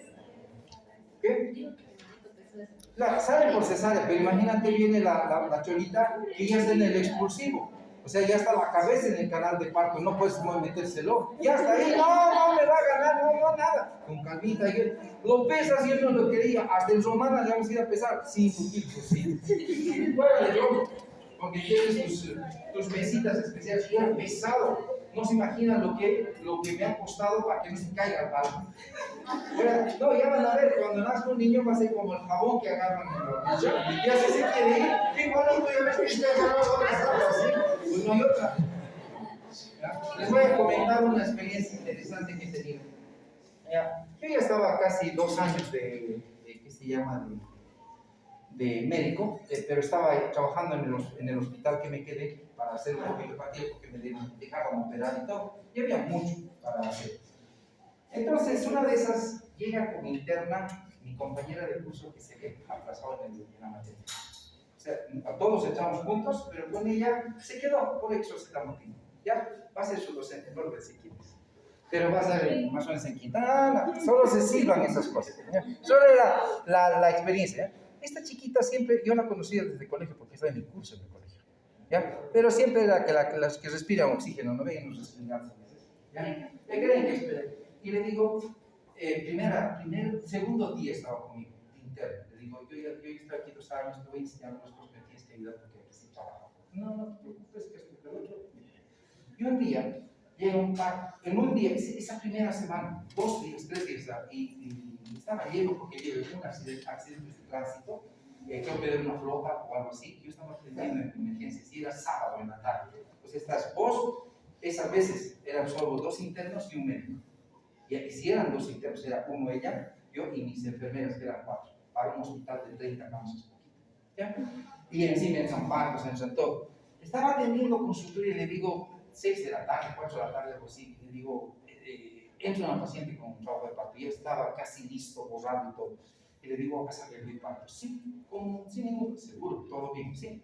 No te preocupes, padre. Bueno, confiado, pero tienes que confiar, como yo tengo que confiar en vos, en cualquiera de ustedes cuando estén en esa situación.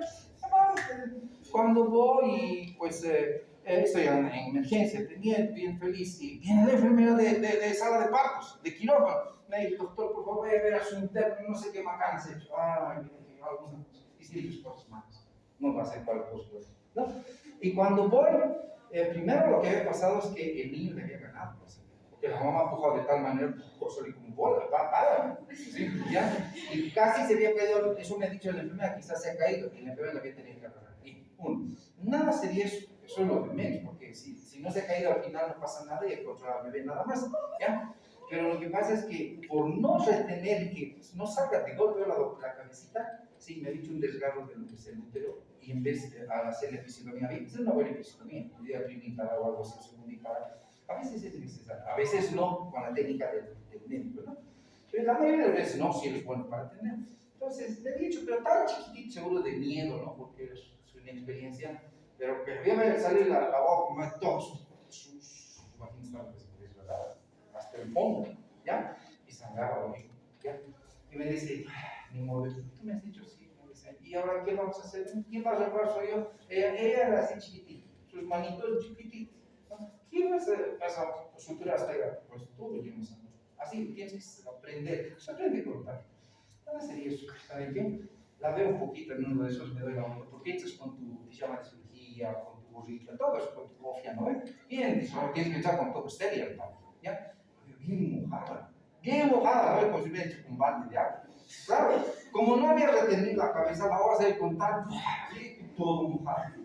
No le he dicho que se vaya a cambiar, estaba con líquido amniótico, bien húmeda y bien bañada con líquido amniótico. No le he dicho que vaya a cambiarse.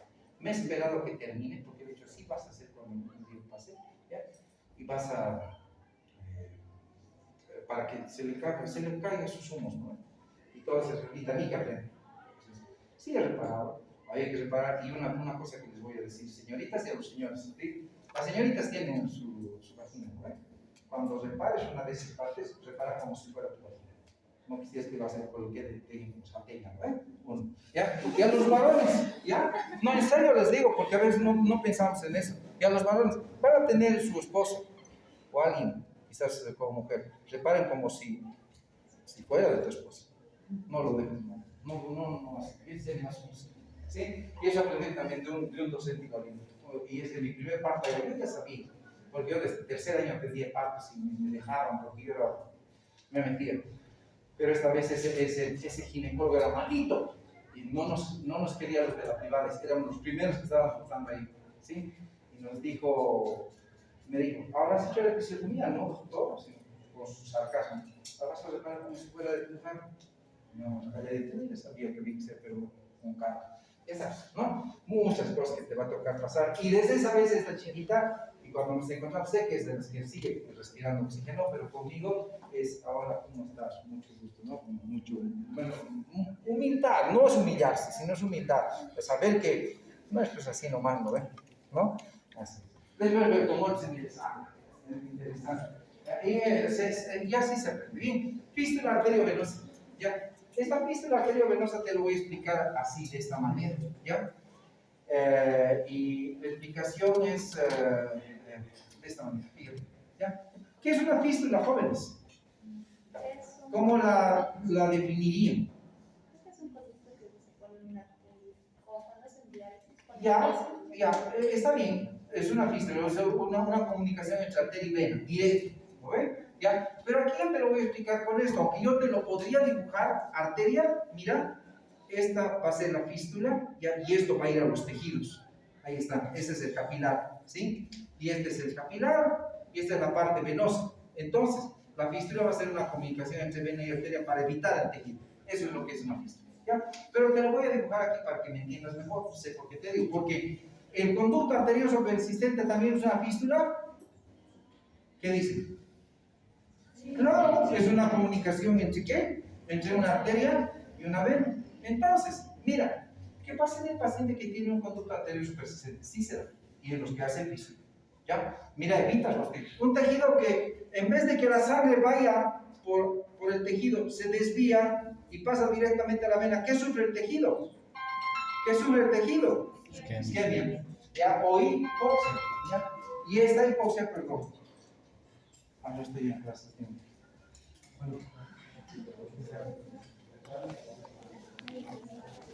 Ya, entonces, escúchame bien, ¿sí? Lo mismo, ahora, fíjate, mira ahora con esta explicación. Resulta que el ventrículo que hace fuerza es el ventrículo, ¿qué? Izquierdo. Manda la sangre por la aorta, pero resulta que hay una comunicación de alta presión con baja presión, entonces parte de la sangre va por ahí, ¿sí o no? Entonces, lo que va a los tejidos es menos. Entonces, ¿qué hacen los tejidos? Sufren de hipoxia. Y los tejidos hipóxicos hacen ¿qué? Vasodilatación toditos. Entonces, ¿qué hace el corazón? Aumenta su gasto cardíaco, pero no logra compensar. En estas fístulas también se produce una insuficiencia cardíaca de gasto. ¿Listo? Ahí está. ¿Puedes repetir una vez más el trayecto de la sangre? Muy rápido. Sí. Aunque es así la emergencia. Sí, he conocido colegas, no solo varones, mujeres, varones rojos he conocido. Llegaba a mi internado y llegábamos a ser médicos ya de provincia, se llama esa vez, ¿sí? ¿Y dónde está el doctor que está de turno? Se hacía gas. No había el doctor de turno, nosotros los que no estábamos de turno teníamos que trabajar, ¿no? Y cuando está el de turno, tienen que trabajar de turno, pues primero. ¿cómo vas a trabajar vos? ¿No? Si has hecho el turno, pues doble, ¿no? No había. Y de las mujeres, algunas, no todas, algunas eran, conocí varias que tenían una temple muy bien puesta, pero otras había una que llegaba a la emergencia, no sabía qué hacer, se bloqueaba. Cualquier emergencia, no sabía qué hacer, se bloqueaba así, se quedaba parada y no sabía ni a quién decir ni a quién hablar. ¿No? Bueno, después de que ustedes han aprendido, van a aprender ustedes. Bien, explico de vuelta, ¿ya? Mira, el ventrículo izquierdo expulsa la sangre a través del agua. Ojo que no hay esto, ¿no? Es lo normal, solo es un ligamento. Pero ¿qué pasa cuando hay esta comunicación entre una arteria y una vena? Por eso se llama arteria venosa. Resulta que la sangre, parte de esta sangre que tendría que ir solo por la aorta, se desvía a la vena, porque este es un circuito de alta presión y este es un circuito de baja presión. Entonces, dejando de lado los otros elementos que pueden tener esto, ¿ya? Entonces a los tejidos da menos sangre, claro, porque parte se ha desviado, ¿o no? ¿Sí? Al ir menos sangre a estos tejidos, ¿qué sufren los tejidos de hipoxia? Y un tejido hipóxico, ¿qué hace? Vasodilatación es generalizada y eso produce esa disminución de la resistencia vascular. Entonces, ahí está la insuficiencia cardíaca de gasto. ¿Preguntas?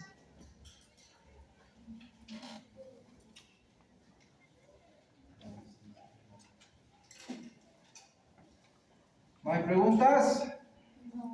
Bien. Sí, mi interés, como les digo, hacer lo máximo de aplicación clínica, lo máximo que se pueda, lo máximo, ¿sí? Y pues tomar en cuenta eso. Otra situación donde puede bajar el gasto cardíaco puede ser bajar avariadamente con gasto bajo, que como les digo, el libro debería ponerlo de lo que baja y lo que sube. Y punto es la hipovolemia. ¿Qué pasa cuando el volumen sanguíneo disminuye? Pregunta, ¿sí? ¿A qué va a afectar el volumen sanguíneo? ¿A qué variable? Ya, pero ¿a qué variable del, estamos hablando de gasto cardíaco? ¿A qué variable del gasto cardíaco? Al volumen sistólico. Al volumen sistólico. Entonces, si baja el volumen sistólico, aunque la frecuencia cardíaca esté alta, ¿sí? Igual va a caer el gasto cardíaco. ¿Ya? Y este es cuando hay pérdida de sangre, anemia, perdón, hemorragias, diarrea, vómitos, sudor excesivo, los pacientes que han sudado demasiado en el desierto o los deshidratados severos hacen eso, ¿ya? Y su gasto cardíaco es bajo. Estas situaciones, aunque no me crean, se presentan y no se imaginan ustedes cómo van a tener que lidiar, ¿sí? Y es cuestión de solo darse cuenta cómo funciona el organismo para sobrellevar todo esto. Lógico, con ayuda de un especialista, y si tú eres el especialista, pues lo harás mejor, ¿sí? ¿Qué más? Otras situaciones, el libro te dice cuando hay una dilatación venosa aguda, ¿ya? ¿Qué es una dilatación venosa aguda? ¿Alguien me puede, si quiere, dar la idea? Podría aumentar porque se puede drenar. Ya, pero no se olviden que las venas tienen inervación simpática, pero no son tan musculares como las arterias, ¿correcto? Resulta cuando se produce un choque anafiláctico, creo que es, pues bien, sí, choque anafiláctico. ¿Qué es el choque anafiláctico? ¿Qué es el choque anafiláctico? ¿No ha llegado a esta patología todavía reacciones de inmunidad? Ya han llevado o no, ¿sí? Esta es una reacción de alergia, pero una reacción de alergia ¿qué? ¿Qué? Severa, ¿ya? En la reacción de alergia severa de los choques anafilácticos, ¿quién se activa es el parasimpático? ¿Ya? ¿Y lo bloquea a quién? Al simpático. Entonces, si no hay simpático, ¿qué pasa con los vasos sanguíneos? Las arterias se dilatan, pero en sí, hasta las venas. Entonces, cuando las venas se dilatan, ¿ya? Como dice ella, aumenta el reservorio, pero de nada sirve que aumente el reservorio, como que la sangre se estanca, la sangre no puede llegar al corazón. Al no poder llegar al corazón, el retorno venoso, ¿qué es lo que hace? Disminuye, claro, no puede llegar. Entonces, ¿qué va a pasar con el gasto cardíaco? También va a disminuir. También va a disminuir. Y esto es lo que pasa en una dilatación venosa aguda en el choque anafiláctico, con vasodilatación generalizada y con venodilatación que se dan en estos pacientes. ¿Sí? Se les va a presentar muchas veces, se les va a presentar estas reacciones anafilácticas, ¿sí? Incluso solo por transfusión de sangre les van a tener los pacientes reacción anafiláctica y tienes que hacer algo. ¿Preguntas? ¿Preguntas? ¿Sí? Lo único que yo quiero para ustedes es que tengan lugares para hacer bien sus internados. porque ahora hay mucho interno. Y una competencia con las otras universidades que creo que 70 internos para un hospital, o sea, 100 es mucho. ¿Qué pasa? Antes éramos 2 internos, un interno, hacíamos turnos un día sí, un día no, todo un año. ¿Sabes lo que es eso? Y no salías a las 8 de la mañana, salías a las 5, ibas a tu casa a dormir de 5 a las 7, digamos que salías de tu casa a 10, y nuevamente en turno. Entonces, solo que estás durmiendo en tu casa una noche y al otro día. Porque una vida. Bien. Finalmente, el gasto cardíaco tiene una meseta, ¿ya? Y eso quiero que entiendan, ¿sí? ¿Cuántas horas tenemos? Tenemos mucho tiempo, ¿no? Sí. Entonces, voy a hacer un diagrama de coordenadas.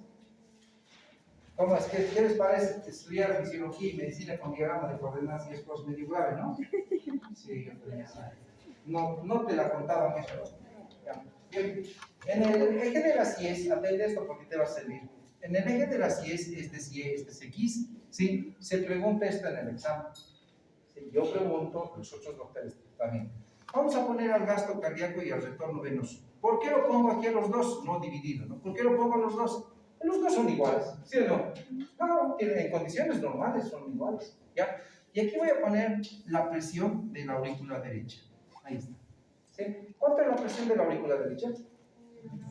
0. 0. ¿Qué? Milímetros de mercurio. Aquí, por ejemplo, puedo poner -2. Aquí voy a poner +2. Aquí puedo poner +4. Y así sucesivamente +6. Creo que así está en tu libro, ¿ya?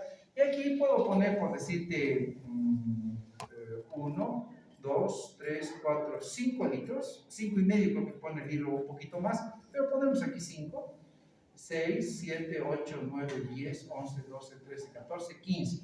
El libro, en condiciones de reposo, te dice que el gasto cardíaco, su meseta, es de unos 15 litros, o sea, 3 veces más. Eso quiere decir que si estás aquí sin hacer nada, tu gasto cardíaco máximo puede llegar a 15 litros por minuto. ¿Ya? Lógico, si haces ejercicios diferentes, estoy hablando de reposo. ¿Ya? Ahora, pregunta para ustedes. Si la presión de la aurícula derecha en condiciones normales es de 0, ¿sí o no? Sí. ¿Cuánto es el gasto cardíaco? 5. 5 y pico dice el libro, pero el libro lo dejamos en 5. Entonces, aquí está el gasto cardíaco normal, con una presión de la aurícula derecha de 0 milímetros de mercurio. ¿Ya? Ahora, pregunta para ustedes, ¿cómo es la presión de las venas cavas? ¿Cómo tiene que ser si esta presión es 0? ¿Cómo debe ser la presión, especialmente en la vena cava inferior? No voy a hablar de la superior porque esta cae, digamos, por gravedad. ¿Mayor o menor? ¿Mayor o menor que esto? Mayor. ¿Cuánto es la presión aquí? Normalmente 6 a 7 milímetros de mercurio. Entonces, cuando la presión de la vena cava, por eso aquí he puesto 2, 4, 6, aquí voy a poner 8, todos milímetros de mercurio en positivo. No debería poner más, ¿no? Pero como somos de medicina, mejor poner más. ¿Ya? Y aquí este va a ser 0 menos, ¿no? Entonces, para una presión de la aurícula de 0, el gasto cardíaco es 5, pero la presión de llenado sistémico debe ser más o menos unos 7 milímetros de mercurio. Entonces, esa es la curva que está en tu libro. ¿Ya? Eso quiere decir que en condiciones normales estas variables se cruzan justo en ese punto. ¿Ya? ¿Qué significa? La presión de la vena cava inferior, 7. La presión de la aurícula, 0. Con esto, el gasto cardíaco, ¿cuánto es? 5 litros por minuto. Lo mismo para satisfacer las necesidades. De hecho, tiene que ser. Pregunta para ustedes. ¿Qué pasaría? No, ahora, antes, voy a dibujar la meseta y todo lo que dice el libro. ¿Ya? Entonces, más o menos esta meseta que dice el libro, creo que se dibuja así, porque esto es 15 litros, algo así. El máximo podría ser eso, en reposo. ¿Ya? La curva máxima, ¿sí? Pregunta para ustedes. ¿Qué pasaría, ya, si, antes de que me olvide, esta curva se puede desviar tanto a la izquierda, como a la derecha, ¿ya? Ojo, cuando ven estas curvas es el papel que es izquierda-derecha, pero cuando ves al humano, esto es derecha y esto es izquierda. aquí estamos en práctica. ¿Ya? Bien, si yo inspiro, tomo aire, ¿correcto? ¿Qué pasa con la presión dentro de mi tórax? Que dentro de ello está el corazón. ¿Aumenta? Pregunta. Disminuye. ¿Qué hace? Se hace más negativa, ¿correcto? Entonces, cuando la presión se hace más negativa, ya esta curva se desvía a la izquierda. ¿Ya? Cuando expiro o profundamente, la curva se desvía a la derecha, porque la presión dentro del tórax para que salga el aire en la inspiración se hace positiva. ¿Ya? Ojo, lo que quiero hacerte entender es lo siguiente. El corazón está dentro del tórax, ¿correcto? Lo estoy dibujando así, a grosso modo. Para que ingrese aire al tórax, antes de seguir, debo hacerte entender que el tórax está bajo presión negativa. Por eso es que cuando te pinchan el tórax o hay una herida punzocortante, el aire tiende a entrar al tórax. Por eso es el neumotor. Pero ¿qué pasa? La presión en el abdomen es positiva. Por eso cuando tienes lesiones en el abdomen, tiende a eviscerarse, o sea, salir las vísceras. ¿Ya? Ese es el, tienes que saber esto. Entonces, el corazón está sometido bajo esa baja presión. Entonces hay una especie de todo el tiempo de ¿qué? De succión. Cuando expiramos es un poquito más positivo, lo que ayuda a expirar. Ya vas a aprender fisio 2. Pues tienes que saber, les voy a decir algo. Respiratorio, ¿creen que es facilito? No. Respiratorio es el otro elemento que debes saber bien como cardíaco, que tiene todas sus cositas que ya van a ver que, y es física. O sea, otra cosa de física, es fluidos también porque es ahí. ¿Ya? Entonces, cuando inspiras la presión se hace más negativa, entonces la presión de la aurícula derecha se hace más negativa, por eso la curva se desvía ¿hacia dónde? Hacia la izquierda. Y cuando expiras la presión se hace más positiva, por eso la curva se desvía un poquito a la derecha. Por eso te dice, situaciones como la inspiración, la curva del gasto cardíaco se desvía a la izquierda. Y en la expiración a la derecha. Ya te está indicando eso. ¿Qué pasa? Ahora, ¿qué pasa cuando hacemos respiración a presión negativa? Su nombre lo dice, presión negativa, a la izquierda. ¿Ya? Cuando, digamos, si abro la caja torácica para operar corazón abierto, ¿qué va a pasar? ¿Cómo va a ser la presión? Positiva. Entonces, ¿dónde se va a desviar la curva? Bien, preguntas. Ustedes tienen que deducir, ¿no? Es facilito, ¿no? Bien. Bien. Creo que hasta aquí es hoy día la clase, vamos a llamar lista. Me falta poquito de esto, nos vamos a ir a Flujo el 21, que es un capítulo fácil, ya saben cómo se controla el flujo, solo fenómenos especiales. Nada.